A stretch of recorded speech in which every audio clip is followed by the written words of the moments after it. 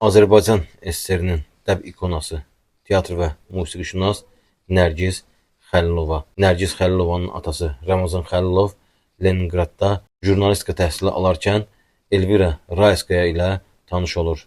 Cütlük bir müddət sonra ailə qurur və 1937-ci ildə Nərgiz dünyaya gəlir. 1942-ci ildə müharibə ilə əlaqədar ailə Bakıya köçür və qohumu Üzeyir Hacıyevin evində yerləşir. Üzeyir Hacıyev və onun həyat yoldaşı Məlikə Hacıbəyli Nərgiz Xəlilovanın ilk musiqi müəllimləri olur. Gənc yaşlarında Nərgiz Xəlilova mühəndis Məlik Axundovla tanış olur. Məlik Axundovun anası tibb elmləri doktoru, atası isə Səhiyyə naziri və Azərbaycan Kommunist Partiyasının birinci katibi olmuş Vəli Axundov idi. Ailələrin razılığı ilə Nərgiz Xəlilova ilə Məlik Axundov ailə həyatı qururlar.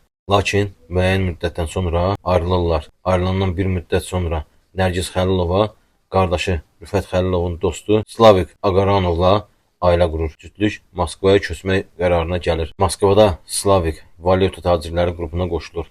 Əvvəlcə tək işləyir, sonra fəaliyyətini dəstə şəklində genişləndirir.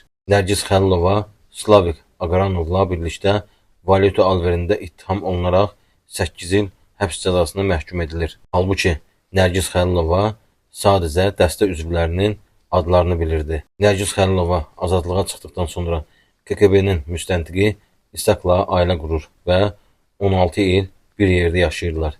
Nərgiz Xəlilova 1999-cu ildə Moskvada xərçəng xəstəliyindən vəfat edir. Nərgiz Xəlilovanın cənazəsi Bakıya gətirilir. Nərgiz Xəlilova Bakıda yerləşən Rus qəbirstanlığında anasının məzarının yanında dəfn edilir.